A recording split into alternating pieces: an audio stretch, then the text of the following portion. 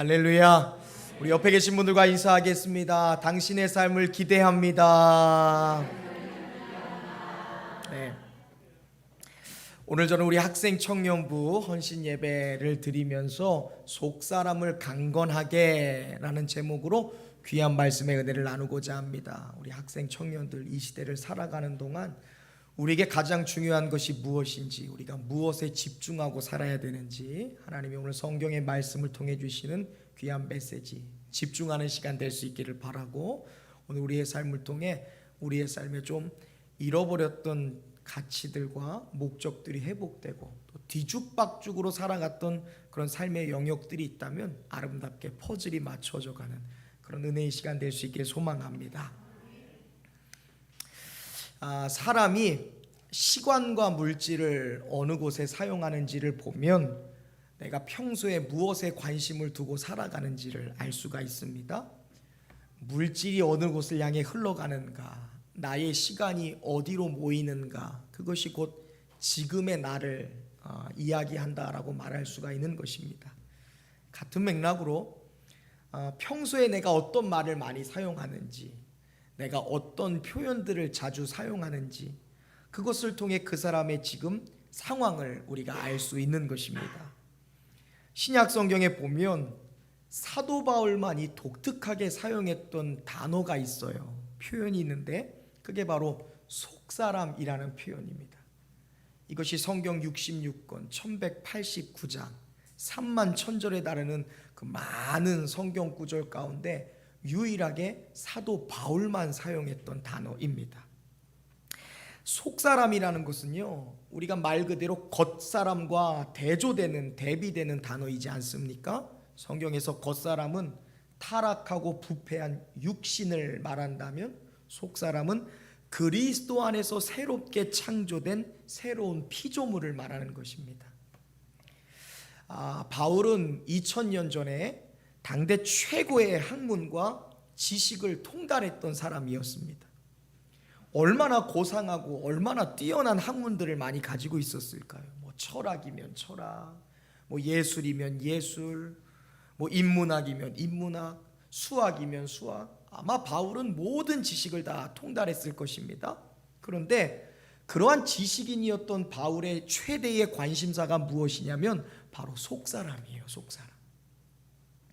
썩어질 육체가 아니라 그리스도 안에서 새롭게 거듭난 새로운 피조물 된 나 자신에 대하여 바울은 끊임없이 관심을 가지고 있었습니다. 속사람은 그만큼 중요한 것입니다. 왜요? 속사람이 그 사람의 엔진, 곧 심장이라고 할 수 있기 때문에 그렇습니다. 여러분 아시는 분은 아시겠지만 제가 군 생활을 홍천에 있는 11사단에서 했고요. 제 주특기가 281입니다. 그래서 28로 시작하면 운전병인데 1, 2하면 하이탑이라고 해서 11.5톤 대형차 운전면허였어요. 그래서 제가 군대 입대해서 대형 면허를 땄거든요. 그러니까 운전 잘하는 사람들만 할 수 있는 겁니다. 근데 제가 2812 버스 운전병을 취득하고 이제 운전 교육대에서 11사단 사령본부로 이제 제가 자대 배치를 받았는데 가니까 2등병이 버스 운전병을 곧잘 하니까, 그리고 또 외모도 준수하잖아요. 외모도 준수하니까 그 당시에 저희 이제 사단장님 투스타 운전병이 계셨는데 전역할 날이 얼마 안 남아서 이제 자기 후임을, 이제 자기 이제 사수 부사수를 이제 뽑아야 돼요. 사단장님을 모시. 근데 제가 딱 눈에 들어온 거예요. 그래서 제가 2등병 때 사단장님 운전병으로 착출이 됐습니다. 그래서 제가 몇 주 동안 그 전역을 앞둔 이제 고참한테 운전 교육을 받는데, 그 당시에 제가 이제 근무했을 때 사단 사령부에 사단장님이 타는 차가 딱 두 대가 있어요. 하나는 찝차예요. K131이라고 부르는 흔히 말하는 그 군토나 레토나 차량입니다. 그리고 하나 차가 이제 그랜저 차량인데, 아직 제가 이제 버스 운전을 하는데 사단장님이면은 뭐 투스타는 뭐 국방부 이런데 우리 성준이 근무하는 데 가면 투스타가 청소해요. 근데 사단은 달라요. 그래서 사단 사령부는 이제 홍천 군민이 그때 한 10만 명이 됐는데 군인이 1만 명이 있으니까 군수도 와갖고 사단장님한테 머리를 조아려요. 왜냐하면 군인들이 휴가를 안 보내면 홍천군 장사 사업이 안 되는 거야. 그러니까 모든 군 훈련 뭐 군대 행사가 있으면 군수든 뭐 다 와갖고 인사하는 거예요. 그렇게 힘이 셉니다. 근데 사단장님을 모셔야 되니까 바로 좋은 차로는 못 타고 이제 수송부에 있는 몇 대 차량 중에 이제 레토나 차량, 집 차량, 그다음에 이제 포텐샤라고 하는 관용차가 있어요. 이제 그 대형차로 이제 연습을 하는데 겉모습은 좋아요. 아유 얼마나 좋아. 철제로 딱 돼 있고 튼튼하고, 포텐샤는 그 당시에 또 이제 그랜저가 유명할 때 그 전 세대의 이제 대형차니까. 근데 이게 중요한 게 엔진이 90년도에 쓰던 크레도스의 엔진 1998cc를 씁니다. 그러니까 레토나가 공인 중량이 1.6톤이에요. 안 놀라는구나. 굉장히 무거운 거예요. 1600kg를 그 당시에 90년대 초 MPI 엔진입니다. 뭐 우리는 요즘에 뭐 터보 차저 있어도 붕 밟으면 야 우리 은율이가 관심을 갖는데, 자연 흡기 엔진이에요. 그것도 굉장히 구형 엔진이에요. 그 로터리 엔진 갖고 그 큰 무거운 차들을 운행하니까 문제가 있어요. 레토나는 디젤 차를 써야 되는데 군수 납은 우리가 주유소에 가면 디젤이 싸고 경유가 싸고 휘발유가 싸죠. 근데 여러분 우리 군 납할 때 면세유는 달라요. 면세유는 휘발유가 더 쌉니다, 여러분. 실제로 휘발유에 우리가 세금을 많이 내서 휘발유가 비싸지, 군 납 들어오는 거 보면 휘발유가 훨씬 싸요, 디젤보다.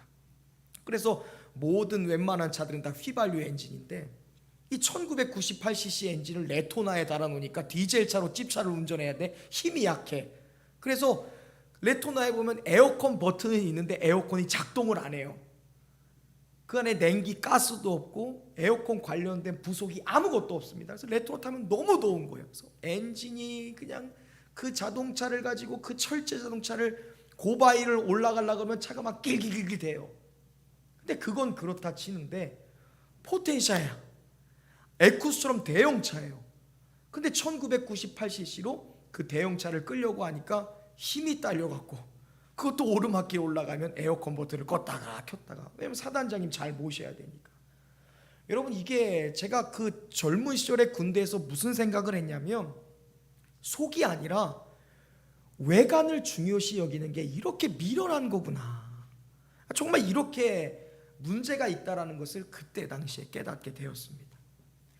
요즘에 한참 러닝 붐이 일어났잖아요. 그래서 젊은 세대고 뭐 장년 세대고 할 것 없이 러닝을 얼마나 하는지 몰라요. 우리 박상호 집사님도 가끔 집에 가면 없어. 그럼 어디 갔어 아빠? 그럼 아빠 러닝 갔어 그래. 우리 집사님도 러닝을 좋아해. 근데 여러분 우리 집사님 한번 가보세요. 러닝하러 가잖아요. 그러면 5분도 못 뛰어. 박상호 집사님이 그렇다는 게 아니라, 근데 그 사람들이 신고 있는 신발을 보잖아요. 2, 30만 원짜리 카보나를 신어요. 카본 플레이트가 들어가 있어서 어떻게 몸을 더 뛰게 만드는 거야. 근데 그거는 다리의 근육이 잘 형성된 사람이 카보나를 감당할 수 있지, 일반 사람들은 근육이나 무릎이 그 튕겨내주는 힘을 지탱을 못해요. 그러니까 오히려 더 발목이나 무릎에 악영향이 있는 거야. 근데 집사님 카보나 신는 사람 많아요. 적어요. 아, 못 봤어? 자기가 신나 보다. 아니, 무릎이 안 되는데 신발만 좋은 거예요. 이게 멋이 아니에요. 웃음거리 되는 겁니다, 여러분. 사람도 마찬가지예요. 겉사람 아무것도 아니에요. 진짜 중요한 건 내면이에요. 속사람입니다. 저는 우리 학생 청년들이 외면, 겉멋에 치중하는 것이 아니라 내면에서부터 우러나오는 그 속사람에 집중하고 그 속사람을 아름답게 가꾸는 우리 학생 청년 되시기를 주님의 이름으로 축복합니다. 우리 동건이가 참 감사해. 원종고등학교 갔는데 거기 보면 겉멋든 애 진짜 많거든요. 그러나 우리 동건이가 겉멋들지 않아서 참 멋있는 것 같아. 우리 동건이의 속사람이 더욱더 멋져지기를 축복합니다. 사도 바울은 오늘 본문 14절 이하에서 한 가지를 위해 기도했다라고 말해요. 여러분 하늘이한테 너 최고의 기도 제목이 뭐야? 라고 물어본다고 생각해 보세요. 주은이한테 너 기도 제목 뭐니? 라고 물어본다고 생각해 보세요. 바울이 얼마나 기도 제목이 많았겠어요. 근데 바울은 단 한 가지만 위해서 기도한대요. 제발 나의 속사람, 그리고 이 편지를 받아보고 있는 에베소 교인들, 그 교인들의 이 속사람이 강건하게 되기를 바랍니다 하면서 하나님 앞에 기도했다라고 말하고 있습니다. 그만큼 속사람이 중요하다는 것이죠. 자, 그렇다면 결론부터 말해서 속사람이 강건해지는 길은 무엇인가? 가장 중요한 인생의 엔진과도 같은 이 속사람이 강건해지기 위해서 필요한 것은 무엇인가? 첫 번째로 바로 이것입니다. 우리 같이 읽어보겠습니다. 시작. 아멘.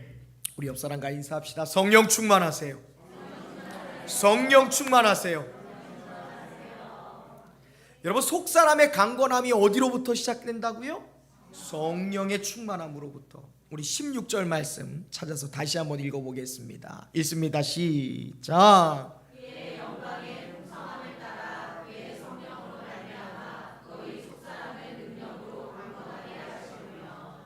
아멘.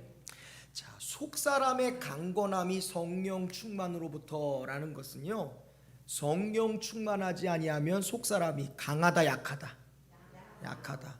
속사람이 약해지면요 반드시 머리를 드는 게 겉사람입니다. 겉으로 드러나는 것에 치중한다라는 것은요 내 속사람이 약하다는 증거예요. 반면에 속사람이 강한 사람은요 겉모습이 어쨌든 내가 어떻게 비춰지든 전혀 신경 쓰지 않습니다. 여러분, 꾸미지 않은 것과 달라요. 이거는 뭐 막 대충 그냥 머리도 풀어헤치고 귀신처럼 다니라 그런 말이 아니에요. 여러분, 하나님 앞에 아름다운 모습으로 성전에 나오시길 바랍니다. 준비된 모습으로 나오시는 건 너무 좋아요. 근데 그걸 말하는 게 아니에요. 내 내면과 전혀 상관없는 옛사람, 육신의 모습, 썩어질 구습을 따르는 것에 더 치중한다는 것이죠. 바울은 단 한 가지만을 위해 기도한대요. 속사람을 성령의 능력으로 강건하게 해달라라고 말하는 거예요. 사실 한 가지만 위해서 기도했잖아요. 성령의 능력으로 속사람을 강건하게 해주세요라고 기도해요. 근데 한 가지만 위해서 기도했지만 사실 이 한 가지는 한 가지가 아니에요. 전부를 위한 구하는 기도라고 할 수 있습니다. 왜냐하면 속사람은 성령이 내주할 때 가장 강하기 때문에 그렇습니다. 뭐 사람들이 흔히 뭐 멘탈이 강하네, 마음이 담대하네, 심령이 굳건하네 하는데 그게 뭐 산전수전 겪어야 내면이 강해지는 게 절대 아니에요. 그 사람의 내면이 상황이나 환경이나 분위기, 사람들의 말들에 휘둘리지 않은 그 내면의 강건함이라는 건요 성령의 충만함으로부터 나오는 겁니다. 우리가 잘 아는 갈라디아서 5장 22절 23절의 말씀이 나오죠. 오직 성령의 열매는 사랑과 희락과 화평과 오래 참음과 자비와 양성과 충성과 온유와 절제니 이 같은 것을 금지할 법이 없느니라. 법이 없다라는 말이 무슨 말씀인 줄 아세요? 막을 수 없다는 거예요. 세상의 그 어떤 것도 성령으로부터 오는 사역을 방해하지 못한다는 거예요. 세상이 누가 성령이 주시는 사랑을 빼앗아갈 수 있습니까? 세상 어떤 누가 성령이 주시는 평안함을 가져갈 수 있나요? 마귀가 공격하는 것은 여러분 절대로 겉사람이 아니에요. 우리가 사람이 와서 나 툭하고 건들잖아요. 그건 겉사람 공격하는 거예요. 누가 와서 내 머리 윙 박아버려요. 겉사람이죠. 마귀는 그렇게 하지 않아요. 마귀는 영이기 때문에 여러분의 겉을 건드리지 않습니다. 마귀가 건드리는 것은요 속사람이에요. 내 내면입니다. 마귀는 속사람을 무너뜨리기 위해 혈안이 되어 있는 거예요. 깨진 자아를 가진 사람이 있습니다. 분노와 질투에 감춰져 있는 사람이 있어요. 입술에 원망과 불평이 있는 사람은요 늘 마귀의 공격에 노출되어 있는 거예요. 그 결과 속사람이 무너져서 영적인 폐인이 되는 것입니다. 그러나 성령의 사람은 달라요. 여러분, 우리가 배구 경기를 보면 수비와 공격이 있잖아요. 여러분, 수비가 이 네트 앞에서 뭐해요? 점프하면서 블로킹해요. 그러면 여러분 어때요? 공격이 어떻게 합니까? 그 블로킹을 뚫어야 돼요. 근데 뚫으면 어때요? 맞서 싸우는 건데 가공할 만큼 키가 크거나 점프력이 높은 공격수가 있으면 그 수비의 블로킹을 어때요? 넘어가 버려요. 아무리 뛰어도 어때요? 그 너무나 점프, 그 높이 공격의 타점이 높으니까 어때요? 수비의 블로킹이 닿지 않은 곳에서 공격이 이루어진다는 거예요. 성령의 능력은 이렇습니다. 마귀가 아무리 공작하고 마귀가 아무리 노력해도요, 성령은요 마귀보다 훨씬 높은 공격의 타점을 갖고 있는 능력이십니다. 전혀 마귀가 힘쓸 수 없는 그 높은 차원에서 역사하시는 것이 바로 성령의 능력이에요. 절대 마귀가 막을 수 없는 거예요. 내 자아, 내 힘, 내 생각, 마귀가 얼마든지 공격합니다. 그러나 성령이 주시는 사랑을 마귀가 깰 수 있을까? 성령이 주시는 평안을 마귀가 깰 수 있을까요? 성령이 주시는 오래 참음을 누가 깰 수 있습니까? 절대요. 마귀의 공격이 아무런 의미가 없고 마귀의 공격이 아무런 효과가 없는 인생을 살 수 있는 유일한 비결이 있다면 무엇으로? 성령 충만. 오늘날 우리 진짜 한번 쉽게 얘기해 보자고요. 진실하게. 젊은이들이 허기짐을 느끼고 있습니다. 요즘처럼 젊은이들이 이 코로나 엔데믹 이후에 젊은이들 대단해요. 대단해. 밥을 먹었는데도 배고픔을 느껴요. 분명히 저녁을 먹었어. 뷔페를 갔다 온 거야. 엄청나게 먹었어. 근데도 허기짐을 느껴요. 사실 여러분, 요즘 젊은 청년들이, 학생들이 이곳저곳을 바삐 다니는 거야. 너무 바빠. 막 쉬는 시간이 없어. 이거 했다가 저거 했다가 거기 했다가 여기 갔다가 여기 갔다가 저기 갔다가 동해 번쩍 서해 번쩍 합니다. 왜 그럴까? 영이 공허한 거거든요. 사실 영혼이. 근데 그걸 몰라요. 깨닫지를 못해요. 그러니까 밤이 돼도 잠을 이뤄야 되는데 잠을 안 자요. 밤이 돼도 깨어 있는 겁니다. 깨어서 뭐예요? 먹고 또 먹어요. 제가 재밌는 통계를 봤어요. 우리나라 하루 치킨 소비량이 얼마인 줄 아세요? 닭의 소비량? 우리나라 하루 치킨 소비량. 송경환 집사님, 하루에 치킨이 몇 마리가 튀겨질 것 같으세요? 1회 35,000? 250만 마리가 튀어진대. 밤새 있으면 막 학을 띄워. 야, 나는 250만 마리? 잘 들으세요. 30대 청년의 인구가 얼마인 줄 아세요? 우리나라? 600만 명이에요. 20대 500만 명이에요. 20대 청년의 반을 치킨으로 먹는 거야. 30대 전국 청년의 수의 반을 치킨이 먹는 거야. 이 30대 합치면 1100만입니다. 그 중에 4분의 1이 하루아침에 치킨으로 튀겨지는 거예요. 대단하죠. 속사람의 허함, 영혼의 허함을 여러분 야식으로 채울 수 있습니까? 드라마로 채울 수 있나요? SNS로 채울 수 있나요? 근데 여러분 생각해 보세요. 10대, 20대, 30대 우리 젊은이들이 그러고 살아요. 밤새 게임으로, 밤새 SNS로, 밤새 야식으로, 밤샘 노음으로 그렇게 영혼을 채우고 있다고요. 그게 배고픈 건 줄 알고. 여러분, 속사람의 허함이라는 거, 야식, 게임, SNS 중독 절대 못 채웁니다. 속사람이 사는 길이 무엇인가? 주의 성령으로 채우는 길밖에 없습니다. 저는 우리 젊은이들에게 도전해요. 밤이 돼도 잠을 이루지 않고 있는 젊은이들이, 밤이 돼도 게임, SNS에 빠져 있는 젊은이들이요, 일찍 자고 새벽 예배 나와요. 새벽 예배. 아멘이 안 나올 줄 알았어. 목사님이 권면 안 하면 어떻게 해? 너네한테 새벽 예배 나오세요. 젊은이들. 믿음이는 매일 나와. 믿음이 매일 나온다고 얘들아. 새벽 기도하세요. 젊은이들, 학생들. 새벽 기도가 사는 일이에요. 야식으로, 게임으로, SNS로, 문화생활로 육체를 채우지 말고 새벽기도 나와 영을 채우는 우리 젊은이들 될 수 있기를 주님의 이름으로 축복합니다. 첫 번째 시간을 영으로 채우면 인생이 달라진다니까. 하나님이 각자에게 주어주신 은혜가 있고요, 재능이 있고, 잠재력이 있고, 은사가 있어요. 여러분, 그것을 꽃피우는 유일한 길은요, 야식이 아니에요, 게임 아닙니다, SNS 아니에요, 드라마 아니에요. 성령 충만이에요.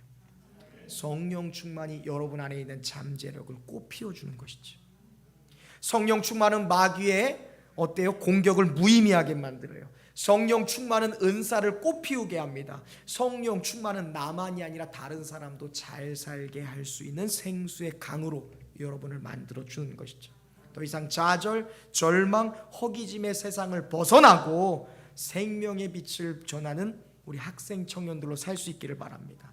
성령으로 속사람이 강건해지는 우리 학생 청년들 되시기를 주님의 이름으로 축복합니다. 자, 두 번째요, 여러분. 겉사람에 빠져 지내고 있는 이 시대 가운데 우리 학생 청년들이 하나님의 부름을 받은 거룩한 하나님의 세대가 되기 위해서 속사람이 중요할진데, 속사람의 강건함을 위해서 여러분에게 필요한 영적인 덕목이 있다면 바로 이겁니다. 같이 읽습니다. 시작. 아멘. 저를 따라 고백하겠습니다. 예수님께 집중하라. 예수님께 몰입하라. 예수님께 올인하라. 아멘. 중요해요. 예수님께 몰입하세요. 일주일의 삶을 예수님께 집중하시라. 여러분, 주일날 여러분의 영적인 상태는요, 여러분 어떻게 일주일을 보내느냐가 중요해요. 우리 자녀들이 교회에 와서 활기쳐야 돼요. 그게 우리 자녀들이 엄마 아버지가 어떻게 일주일을 보내느냐에 따라 우리 자녀들이 영적인 공간에 왔을 때 짓눌리거나 영적으로, 아니면 완전히 꽃을 피고 있거나를 결정하는 거예요.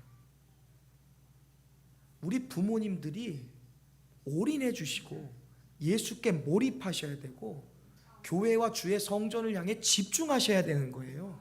내가 무엇에 집중하고 사느냐가 중요합니다. 168시간 중에 내가 예수께 집중할 시간이 있는가? 내가 예수의 말씀과 그분의 뜻에 몰입하며 살아가고 있는가? 너무 중요해요. 난 우리 학생 청년들이 새로운 문화를 만들었으면 좋겠어.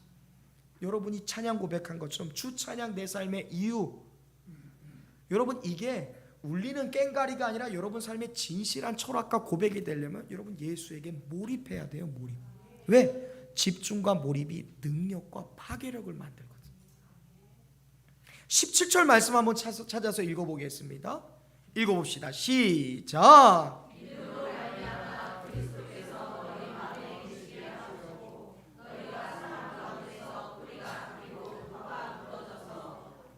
아멘. 내 마음에 예수님이 계신 것보다 나를 강하게 하는 길은 없습니다. 속사람이 강할 수 있는 유일한 비결은 바로 예수에게 집중하는 거예요. 예수가 내 마음에 계시잖아요. 그럼 바울이 그런 고백을 해요. 뿌리가 박히고 터가 굳어진다. 이것은 여러분 나무와 건물에 대한 비유를 해요. 여러분 인생은요 단 한 채의 집을 짓는 거예요. 여러분 지금 이 땅에 태어나서 죽을 때까지 나라는 집을 짓는 거예요. 딱 한 집만 지을 수 있습니다. 그리고 나라는 인생은요 심겨진 묘목에서부터 큰 나무가 될 것인지, 썩어진 나무가 될 것인지, 베어질 나무가 될 것인지 나무가 자라나는 과정과 똑같습니다. 바울은 그것을 알았어요.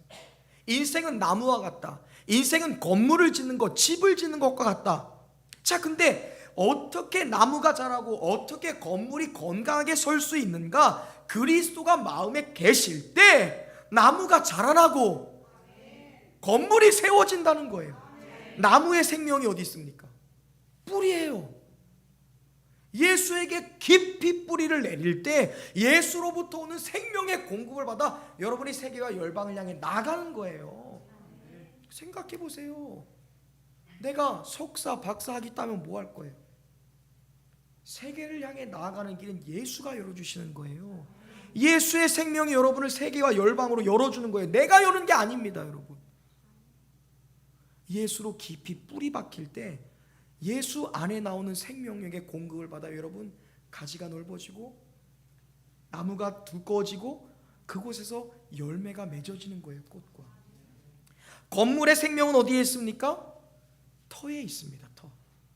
건물이 아무리 화려해요, H빔을 쌓고 벽돌로 쌓고 시멘트를 콘크리트를 부어도요, 그 터가요 무르면 어때요? 무너집니다.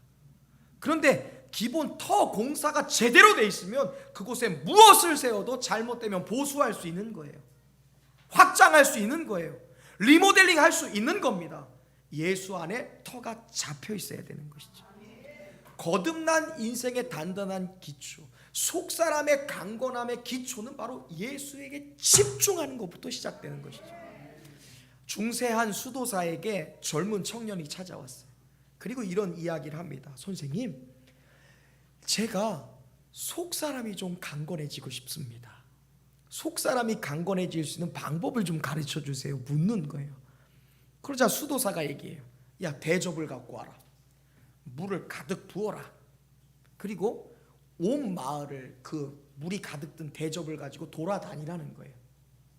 그리고 한 가지 거기다 조건을 다는데, 네가 만약에 우리 마을을 돌아다니다가 이 대접에 가득 든 물을 한 방울 쏟을 때마다 내 몸종이 가서 너의 등을 채찍으로 후려칠 거다라고 얘기하는 거예요. 자, 생각해 보세요. 물이 있어. 이거 들고 동네 돌아다니면 돼요. 쉬워요, 안 쉬워요? 쉽죠. 근데 한 방울이라도 흘리면 채찍 맞는 거야. 속사람이 강건해질 수 있는 비결을 지혜자에게 배웠으니까 오, 알겠습니다 하고 가는 거예요. 근데 어때요? 처음에는 잘 가요. 근데 그 마을에 자꾸 관심을 끄는 게 많은 거야. 그래서 이 사람이 어때요? 주의가 산만해졌어요. 물을 한 방울 쏟았어요. 그러니까 뒤따라던 몸종이 어때요? 그냥 사정없이 등짝을 채찍으로 딱 때리는 거야. 그러니까 이 사람이 깜짝 놀라서 어때요? 가지고 있었던 대접에 물을 다 쏟아버리는 거야. 조금만 더 갔으면 되는데. 그래서 그 선생님을 찾아오는 거예요. 선생님이 여차여차해서 제가 물을 쏟아버렸습니다. 어떻게 다시 한번 도전할 거야? 아까 예, 도전하겠습니다. 지금 이 사람이 아는 거예요. 물을 쏟지 않은 비결을 아는 거야. 그러니까 이 사람이 물을 딱 받아갖고 걸어가는 거예요. 여러분, 이제는 다른 거 안 봐요. 사람 구경 안 해요. 싸움 구경 안 해요. 술집 안 쳐다봅니다. 예쁜 여자 지나가도 돌같이 보는 거예요. 흔들리지 않아요. 왜? 뭐만 보면서 가는 거야? 대접만 보면 가는 거야. 이 사람이 무엇을 이야기했어요? 뭘 알고 싶대요? 속사람이 강건해지는 비결이라고 얘기했어요. 야, 무슨 안전장치를 해라. 귀를 막아라. 옆에 너를 도와줄 수 있는 뭐 사람들을 대동해라. 뭐 뒤에서 채찍질 하는 사람을 돈으로 매수해라, 이런 얘기 안 해요. 무엇을 통해서 이 물을 안 쏟아요? 집중이에요. 몰입입니다. 히브리서 12장 2절 유명한 말씀이에요. 우리에게 말씀합니다. 믿음의 주요 또 온전하게 하시는 이인 예수를 바라보라. 집중하라는 거예요. 믿음은 누구를 바라볼 때? 예수를 바라볼 때. 믿음은 예수에게 몰입할 때. 믿음은 예수에게 집중할 때 그곳으로부터 나오는 거예요. 속사람이 강건해질 수 있는 비결이 무엇인가? 죄와 유혹을 이기는 능력이 어디에 있는가? 예수에 대한 몰입이에요. 예수에 대한 집중이라고요. 나는 우리 학생 청년들이 그랬으면 좋겠어요. 세상의 문화 즐거움 말고 예수에 대한 몰입. 성경도 좀 읽어. 니네는 눈이 좋고 집중력이 좋아서. 여러분, 이거 여러분 한 달이면 독파하잖아. 너네 한 달이 뭐야? 백운율 일주일이면 성경 66권 읽어. 난 알아. 능히 할 수 있어. 세희야, 토요일날 괜히 다른 애들 다 노는 날 도서관 가서 공부한다고 하지 말고 토요일날만 도서관을 가. 거기서 성경을 딱 읽어. 다른 애들 800페이지 소설 하루 만에 읽는데 이거 성경 하나님 말씀인데. 말씀 읽어서 독파하세요. 예수에게 몰입해보라고요. 예수에게 집중해보라고요. 창세기부터 요한계시록까지, 창조부터 하나님의 멸망과 구원까지 모든 스펙타클한 판타지 소설 수천 개보다 위대한 하나님의 말씀인데 이거 읽어보면 인생이 달라진다니까. 몰입해봐. 예수를 증거하는 책 아니야. 예수를 증명하는 책 아니야. 세상 문화, 즐거움, 유행, 요행 말하지 말고요. 여러분 안에 오직 예수로 채울 수 있기를 바랍니다. 그리스도를 아는 지식으로 충만하여 바울이 고백한 것처럼 너비와 길이와 높이와 깊이가 얼마나 위대한지를 여러분들 한번 경험해 볼 수 있기를 바랍니다. 그러한 학생이고 청년이라면 세상이 감당 못할 세대로 일어나게 될 줄로 믿습니다. 예수에 대한 집중과 몰입은요, 내 속사람을 강건하게 만드는 거예요. 나는 우리 교회에서 그런 젊은이들이 세워지기를 주님의 이름으로 축복합니다.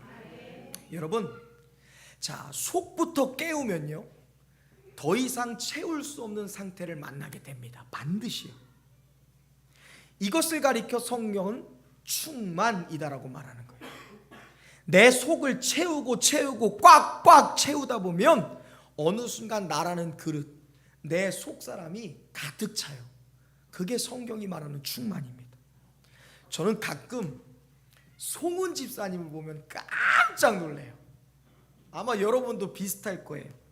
첫 번째, 음식을 정말 맛있게 드세요. 두 번째, 정말 많이 드세요. 세 번째, 다 드신 줄 알았는데 또 잡수세요. 넷째, 또 잡수시는 건데 처음 드시는 것처럼 드세요. 자, 그렇게 우리 집사님이 채우다 보면 어떤 일이 일어나는 줄 아세요? 감동이 터져 나와요. 누가 감동할까요? 김순절 거사님이 감동.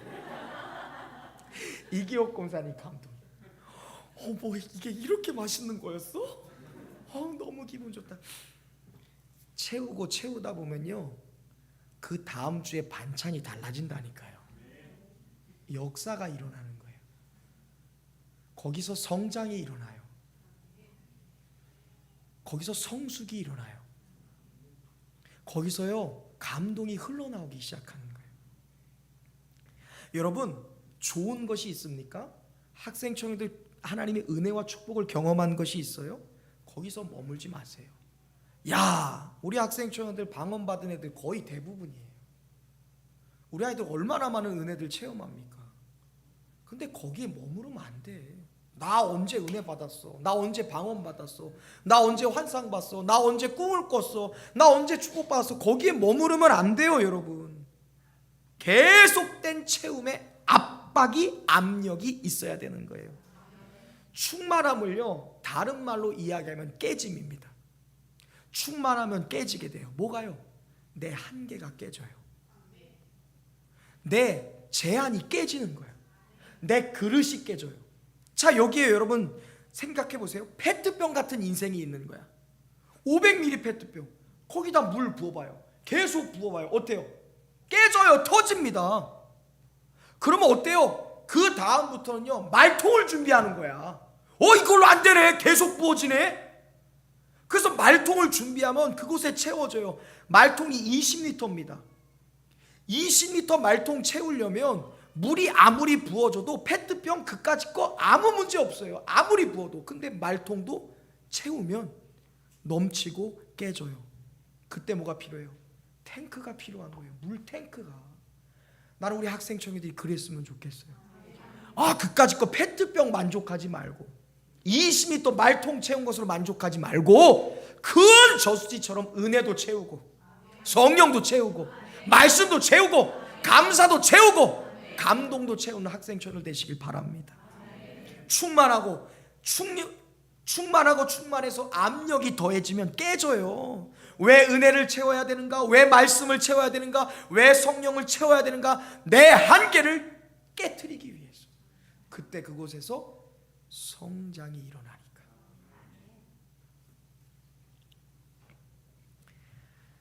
여러분, 우리가 만족하지 않고 끊임없이 멈추지 않고 채우고 채울 때 더 높은 수준으로 성장할 수 있게 되는 것이죠.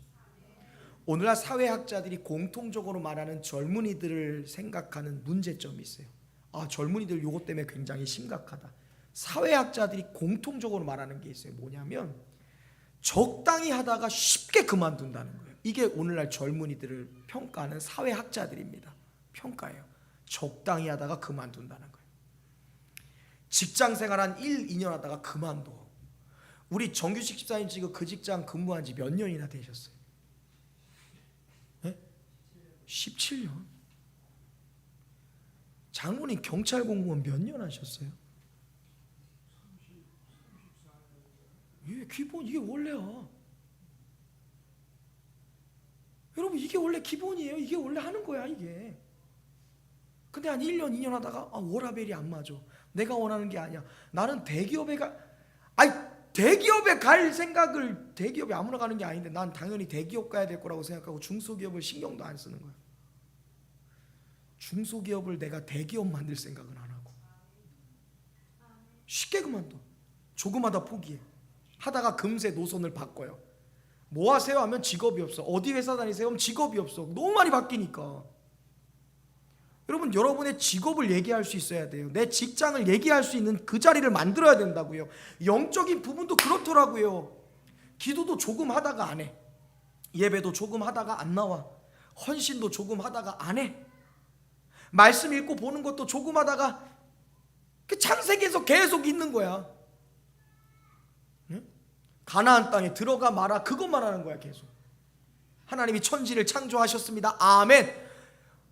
땅이 공허하고 혼돈하고 왜 그 얘기는 안 해? 에덴 동산에만 머물러 있어. 가죽옷만 입고 있단 말이야. 쓴물에서 넘어가질 못해.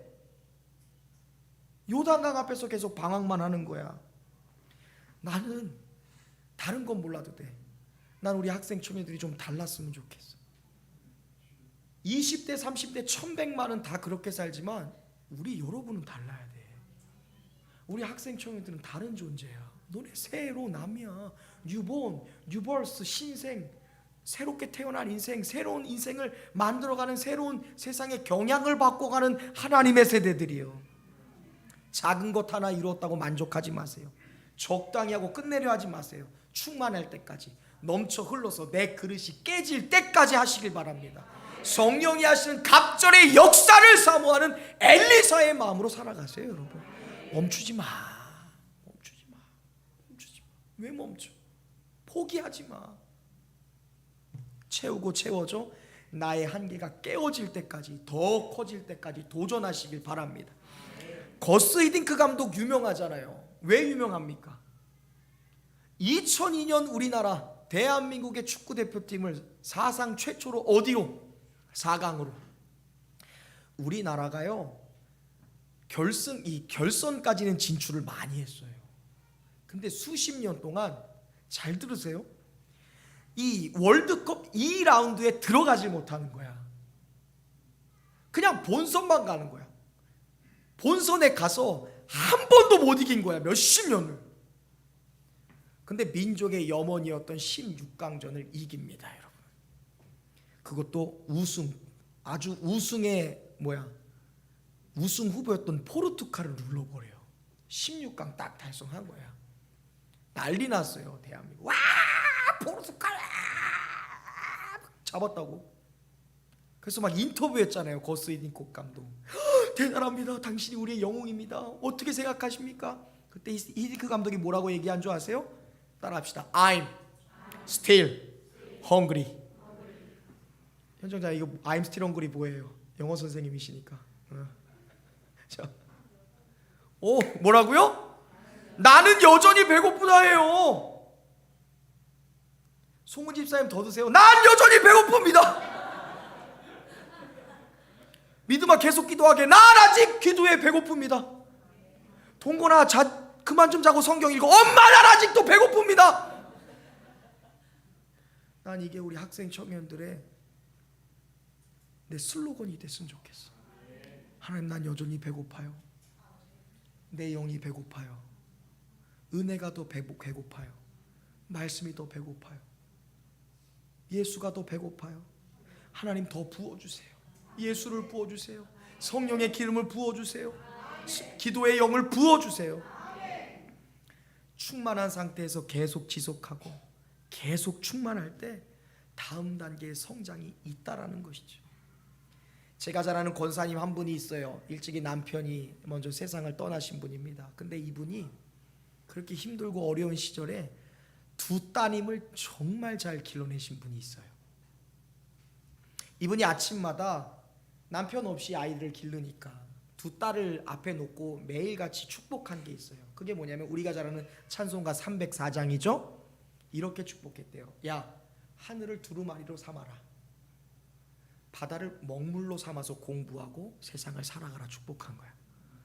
이 어린 자녀야. 아버지가 없는 어린 두 딸을 하늘을 너의 공책 삼아, 바다를 너의 볼펜 삼아 살아가는 거야. 하늘과 땅, 천지를 품는 인생으로 계속 축복한 거예요. 대단하죠, 여러분? 그리고 매일 아침마다 기도해요. 이거 굉장히 유명한 말인데, 하나님이 가진 모든 자원이 우리 자녀들의 것이 되게 하소서. 이게 그분의 기도 제목이야. 제가 그분을 15년 넘게 알았는데 그분의 카톡에 그 이름이 그거예요. 하나님이 가진 모든 자원이 우리의 자녀들의 것이 되게 하소서. 이 두 자녀가 제가 어떻게 이런 걸로 얘기할 수 없지만 두 딸이 다 잘 됐어요. 다 잘 됐어요. 제가 자존심 상할까봐 여러분들 얘기 안 하지 진짜 다 잘 됐어요. 나는 우리 부모들이, 우리 믿음의 선배들이, 우리 자녀들과 후배들 이렇게 축복할 수 있었으면 좋겠어요. 화랑아, 하늘이 너의 공책이다. 바다가 너의 펜이야. 네가 모든 것 다 사용했으면 좋겠어.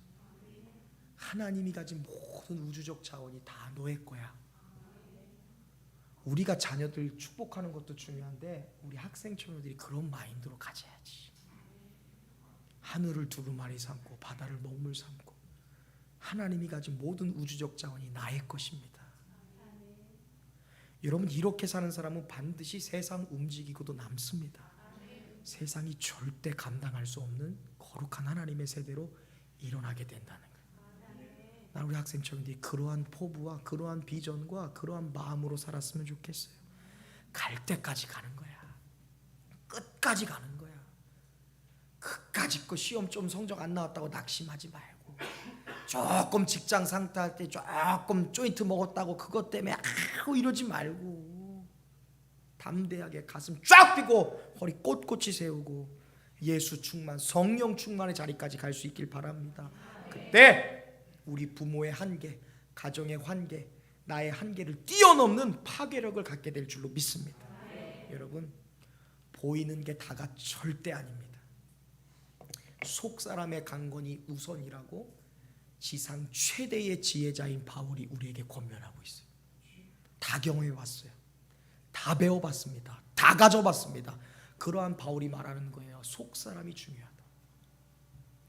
솔로몬도 그렇게 얘기하잖아요. 헛되고 헛되며 헛되고 헛되니 모든 것이 헛되도다. 적당히 만족하지 말고 예수 충만, 성령 충만, 너무나 충만해서 흘러 넘치고 차고 넘치는 그 영적인 단계까지 가는 우리 학생 청년 되시기를 바랍니다. 그래서 여러분 앞에 있는 환경과 제약들을 깨뜨리는 그런 우주적 존재들 될 수 있기를 축복합니다.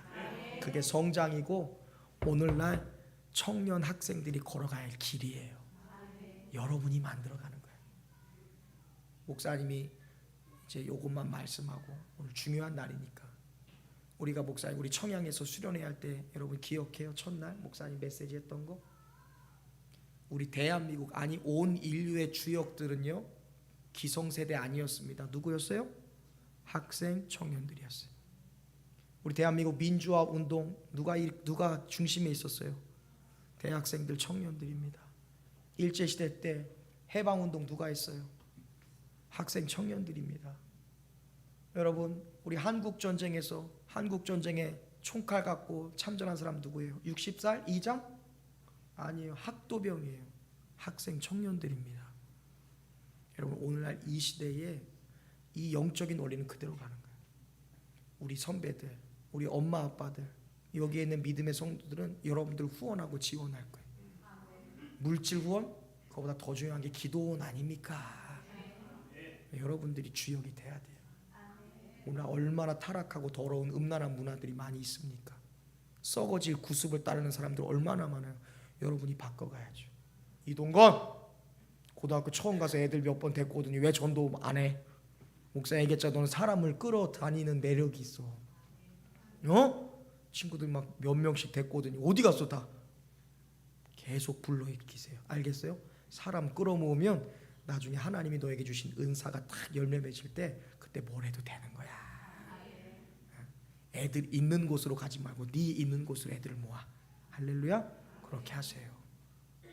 여러분 계속해서 부어지시길 바랍니다. 만족하지 마세요. 목사님 힘들어요. 사모님 피곤해요. 엄마 지쳐 짜증나. 이런 소리 이제 그만해. 지겨워. 듣기 싫어. 속으로부터 충만해지는 그 힘을 힘입어 겉사람의 잘됨과 비교할 수 없는 속사람의 강건함과 충만함으로 여러분 영광 얻는 그 자리, 여러분들을 통해서 여러분이 손을 대고 여러분이 걸어가는 길이 넓고 굳건한 길이 돼서 그 길이 수많은 사람들 따라오게 하는 그런 바르고 곧은 길로 만들어가는 그런 속사람이 강건한 우리 학생 청년들 되시기를 주님의 이름으로 축원합니다. 기도하겠습니다. 하나님 감사합니다. 보이는 것을 중요하게 여기는 시대, 속사람은 썩어 문드러지고 파괴되고 온갖 음란과 온갖 정욕과 비난과 불평과 원망으로 가득한 그러한 불결한 시대 가운데 우리 학생 청년들 휘둘리지 않게 하여 주옵소서. 이러한 영적인 시대 가운데 영적인 경종을 울릴 수 있는 거룩한 하나님의 세대로 우리 새로남교회 학생 청년들 사용하여 주옵소서. 마귀의 영적 공격을 뛰어넘는 가공할 만한 그 자리에서 성령의 능력으로 세상을 움직이게 하시고 예수의 생명, 예수의 가르침, 예수의 인격, 예수의 말씀에 몰입하여 나의 인생이 차고 넘쳐서 하나님이 내게 주신 모든 자원과 은사들이 열매 맺을 수 있는 끌어 넘치는 흘러 넘치는 단계까지 나아가게 하여 주시옵소서. 보이는 것이 아니라 내면의 속사람, 거듭나고 변화된 그 세 사람에 집중하는 우리 학생 청년들 되게 하시고 이들을 통해 세상의 영적 판도가 뒤집어지게 하시며 그리스도의 계절이 돌아오게 하시며 거룩한 하나님의 나라가 확장될 수 있도록 하나님 우리 학생 청년들 사용하여 주시옵소서. 복음의 나팔수로 예수의 계절을 돌아오게 하는 거룩한 깃발로서 우리 학생들 사용하여 청년들 사용하여 주옵소서. 예수님의 이름 받들어 감사드리며 간절히 기도하옵나이다. 아멘.